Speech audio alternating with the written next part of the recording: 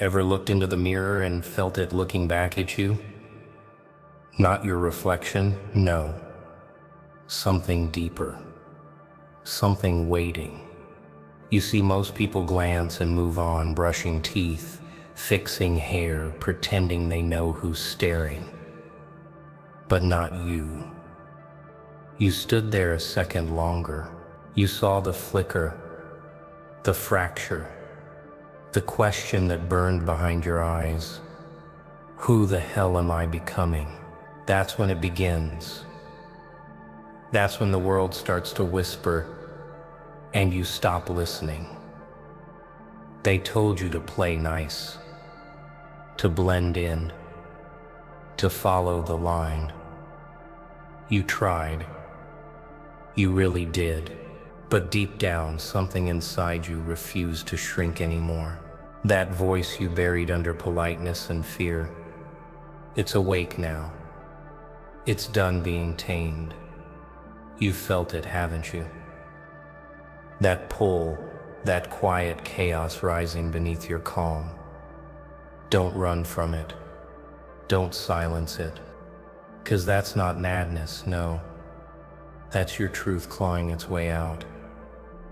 You've been staring at your own potential like a stranger, trying to decode your own reflection. That unease you feel, that's not weakness. That's power, unshaped. They'll call you arrogant. They'll call you cold, but what they're really saying is this: you're starting to see too much, too clearly. You're seeing through the mask they still worship, through the lies they still need. You're not lost, no. You're waking up, and when you wake up, you scare them, 'cause they built their comfort on your confusion, their peace on your silence. Every time you question the rules, they panic. Every time you act without seeking permission, they crumble. You think they hate you? No.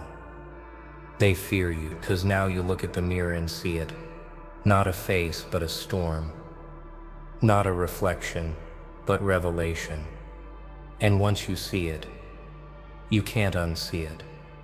So here's the question: are you ready to meet what's staring back? Because it's not the same version of you that walked in. It's sharper, quieter, hungrier. It doesn't need validation. It doesn't beg to belong. It's the version that stops apologizing for being different. The version that laughs when they whisper 'cause it already knows what's coming. The version that isn't playing their game anymore. It's designing its own. Tell me something. When you look at your reflection tonight, will you blink first? Or will you finally stand there still as stone and watch your old self fade? Because the moment you don't flinch, that's when the rules stop applying to you. That's when you step beyond their reach. That's when you start operating on a frequency they can't even comprehend. Welcome to the mirror, where everything begins. Power. Everyone talks about it, but almost no one understands where it really lives. They think it's in titles, money, applause. No. Real power hides in silence, in patience, in observation. It lives behind the curtain, not under the spotlight. The ones who truly control the game never rush, never shout, never explain. They build quietly. They listen when others brag. They calculate while others crave attention. They watch and wait until the perfect moment to move. You see, there's a design underneath everything, an unseen architecture built from patterns, not words. The world moves by invisible hands. Subtle choices, timing, influence disguised as coincidence. The weak look at results. The strong look at system. They ask, what feeds this? Who benefits? Where's the pressure point? That's where control hides. In knowing what others overlook. In mastering what they mock. You start to realize the loudest ones rarely lead. Every conversation, every deal, every silence has structure, a blueprint written in behavior. When you study people long enough, you see their triggers, their fears, their predictable moves. That's when the game flips. You stop reacting. You start orchestrating. You shift from being a pawn to becoming the hand that moves them. You don't fight for power anymore. You engineer it. You build it like a machine. Invisible, efficient, inevitable. But here's the part they'll never tell you: power isn't stolen, it's absorbed. Bit by bit, moment by moment. When you learn to sit still while the world screams for reaction, you start to glow differently. People feel it. They sense something off, something controlled. They don't know whether to respect it or fear. That's the sweet spot. When your silence makes them second-guess their own confidence. That's when you've entered the architecture. Remember this: you can't join the powerful by imitation. You must disappear into precision. You stop seeking approval and start studying him. You measure everything not by what it looks like, but by what it causes. That's how you move from the visible to the invisible, from the noise to the design, from follower to architect. So let them wonder how you always know when to move. Let them question how you never seem to lose. They'll call it luck. They'll call it mystery. But deep down, you'll know the truth. You were never part of their system. You were rewriting it the whole time, operating on rules they don't even know exist. Chaos. It's not what they think it is. They picture destruction, noise. But real chaos is quiet. It's the art of making peace with the unpredictable and bending it to your rhythm. Everyone runs when the storm hits, but not you. You stand in it. You breathe it in, because somewhere inside that madness is the kind that only comes when you stop trying to control everything and start controlling yourself. You see, chaos doesn't destroy you. It introduces you. It strips away the rehearsed version of who you thought you were and leaves you raw, exposed, and alive. That's when you see it. Control isn't about calmness. It's about owning the storm. Anyone can look composed when things go right. But when everything burns, when nothing obeys, when silence turns into screaming, who are you then? That's your real identity. That's your real edge. People spend their lives avoiding discomfort. But the ones who rise, they dive into it. They play chess in a hurricane. They smile when others panic. Because chaos is not their enemy. It's their environment. It's where their instincts sharpen, where their mind grows teeth. And when you master chaos, you don't fear change. You provoke it. You make it your weapon. That's why the world can't read you anymore. Because you're fluent in disorder. Controlled chaos is precision hidden inside unpredictability. It's the heartbeat of every strategist, every innovator, every quiet rebel who learned to turn pain into plans. You don't seek chaos. You summon it when you need transformation. It's the only forge hot enough to melt the weak version of you and reshape it into something unbreakable. When they see you walking through storms untouched, they won't understand, because they never learned to dance with uncertainty. Let them keep chasing calm. You build power in turbulence. You sharpen your will in pressure. You breathe through fire and call it focus. And when the noise finally fades, when the dust settles, when they look for who survived, they'll find you, standing still, smiling, because chaos didn't break you. It crowned you. They built your mind before you ever had a choice. Layer by layer, rule by rule, they taught you what to fear, what to chase, what to call success. And you obeyed, until one day something inside snapped. You realized none of it was yours. The dreams, the goals, even your definition of peace, all borrowed, all programmed. That's when the war begins. Not outside, but inside. Between who you were told to be and who you actually are. You were trained to think in straight lines, to follow predictable logic. But life isn't linear. It bends, it folds, it rewrites it. So you start tearing down the code. one belief at a time. Be humble. Play safe. Don't stand out. You delete those commands like viruses, because every one of them was designed to keep you manageable, contained, average. You start writing your own code. Observe everything, fear nothing, build silently. Reprogramming the mind isn't about becoming someone new. It's about remembering who you were before the noise. You strip away the layers of obedience until your instincts speak again. You stop apologizing for being intense, for thinking differently, for wanting more. You stop shrinking to make others comfortable. And with every mental reset, your reality begins to shift. You start noticing things others miss. Opportunities appear in silence. Power hides in subtlety. The system hates independent thinkers because they can't be predicted. They can't be sold illusions, so they'll call you detached, cold, ruthless. Let them. That's the price of awareness. Every time you reject an old belief, a new version of you wakes up. Sharper, quieter, untamed. You don't need to announce your evolution. You live it. You walk differently. You speak less. You see everything. Understand this. The real prison is the pattern. Break it, and you'll never see the world the same way again. People will still play by old rules, chasing validation, begging for permission. You'll watch from the outside, detached, yet awake. Because once you reprogram your mind, you stop surviving reality and start engineering it.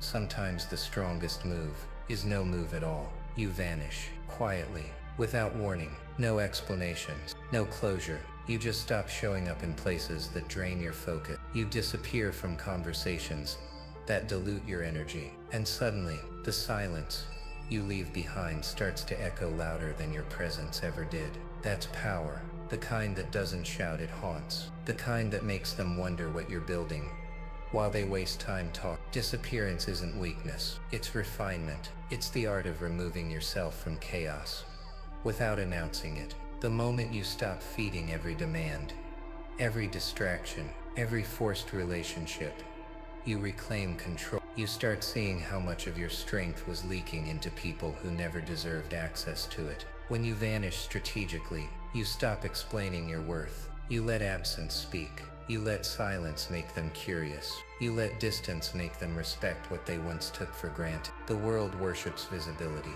Everyone wants to be seen, liked, recognized. But real operators understand. Attention is a currency, and exposure is a risk. You don't need everyone to know your next move. You need them to feel its impact when it hits. That's the difference between noise and influence, between fame and power. Disappearing is how you turn your energy inward, to build, to sharpen, to grow beyond their understanding. And when you return, you're unrecognizable, not because you changed, but because you evolved in silence. The same people who dismissed you will study you now.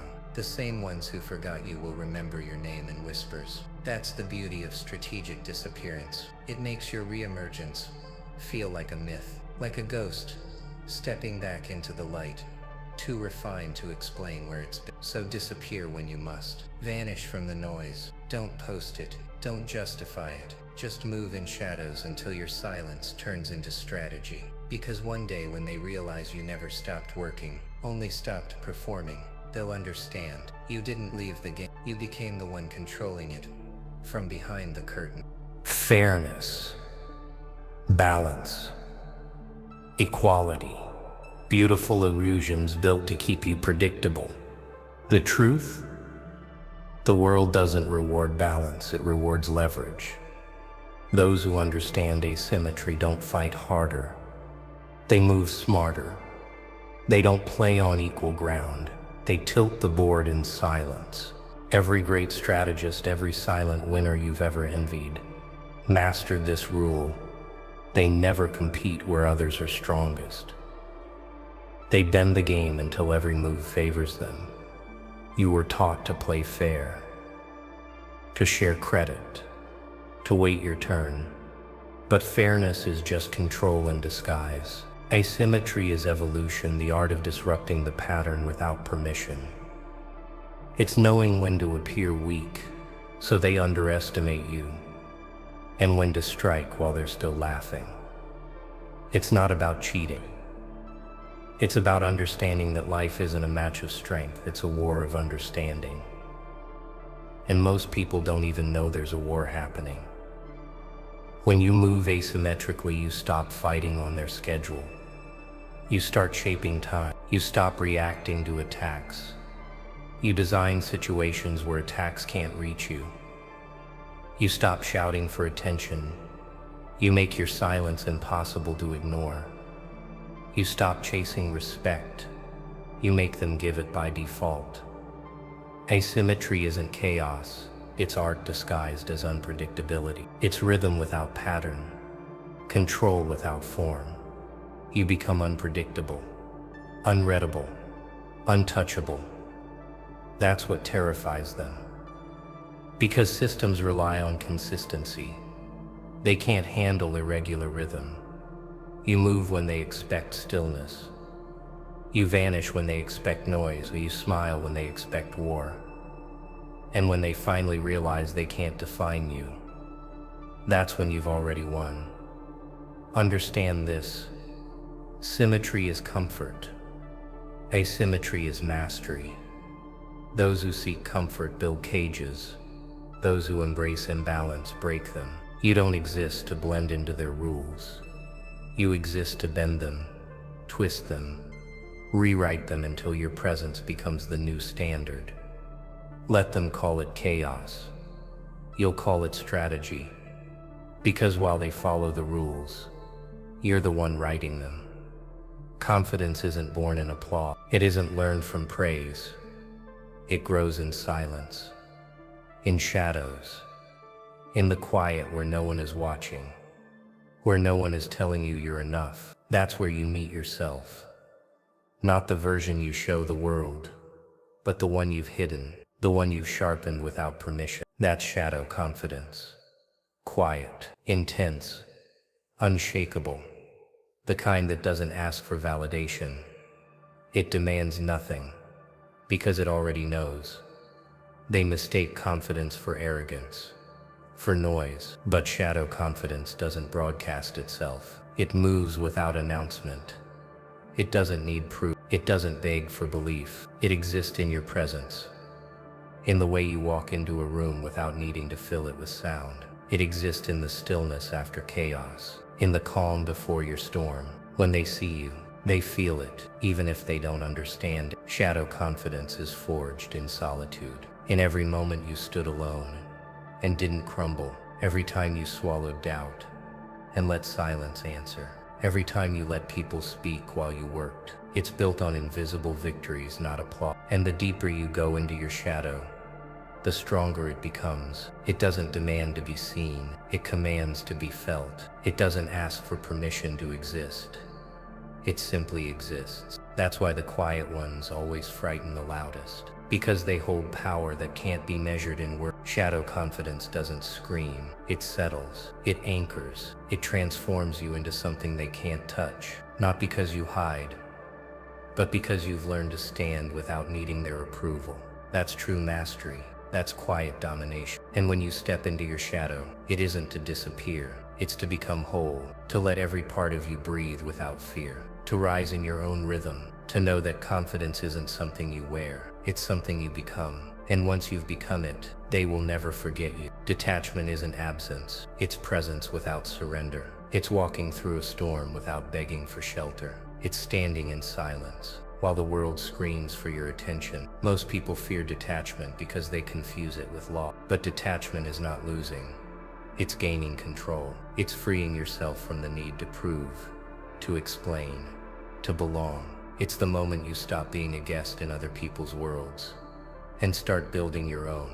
The world is addicted to connection, to validation, to reaction. They crave your energy because they cannot produce it themselves. But detachment breaks that cycle. When you stop offering emotional currency, the economy changes. People start noticing the gap. They start asking questions. They begin wondering why you're not running after them anymore. That quiet gap you leave becomes your loudest statement. Detachment is not silence. It is power without permission. Detachment is a discipline. It doesn't come from ignoring the world. It comes from seeing it clearly and choosing where to invest your mind. It means no longer reacting to every insult.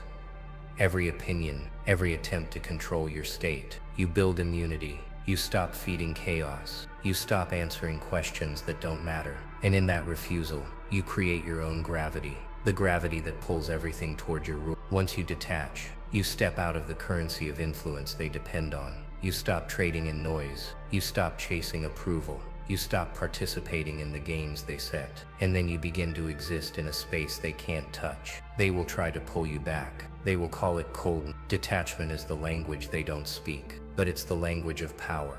So detach, not to disappear, not to give up, but to sharpen yourself, to stop reacting to every pull and push, to stand anchored in your own truth. When you master detachment, you master the art of being untouchable. And that is where your real war begins. Silent power isn't loud. It doesn't need an audience. It doesn't clamor for recognition. It moves unseen, like a current beneath still water.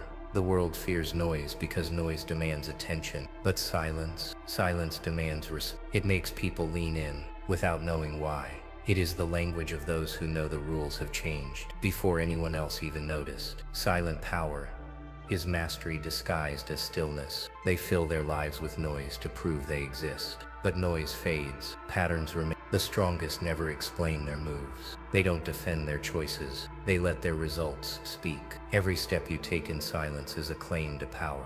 Every decision without justification is a declaration. Every absence is a statement. And when you master silence, you begin to rewrite the meaning of influence. The code of silent power is written in restraint, in patience, in precision. It's about choosing when to speak, and more importantly, when to stay quiet. You let actions become louder than words. You let presence become heavier than applause. You let your absence weigh more than your presence ever could. Silent power doesn't beg for belief. It earns it without saying a word. Those who operate in silence aren't invisible. They're unforgettable. They exist like a question with no answer. They walk with certainty, while others stumble in noise. They move with intent, while others rush without purpose. And when they strike, it feels inevitable. Because silent power isn't a show, it's a force, a shift, a rule no one saw coming. So learn the code, speak less, observe more. Let the world run on noise while you master the stillness. Because silence is not absence,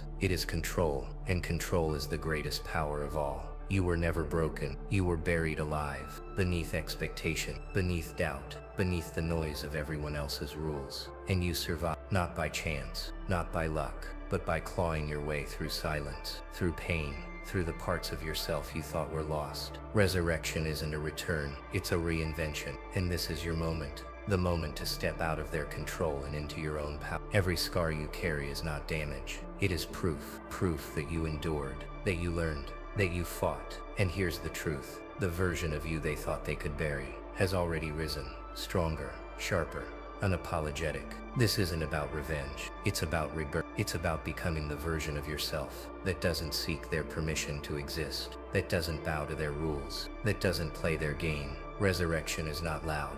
It doesn't need a declaration. It lives in the way you carry yourself, in your silence after in your calm when they expect chaos. It's in every step that proves you no longer need to explain your presence. You stand taller, not because they made space for you, but because you took it. Because you stopped asking for permission to run. The moment you accept that your transformation is complete, everything changes. You don't play by their rules anymore. You operate on a different plane. They'll call it chaos. You'll call it mastery. They'll call it arrogance. You'll call it truth. Because resurrection is not about becoming what they want. It's about becoming what you were always meant to be. So ask yourself, will you stay buried in their system?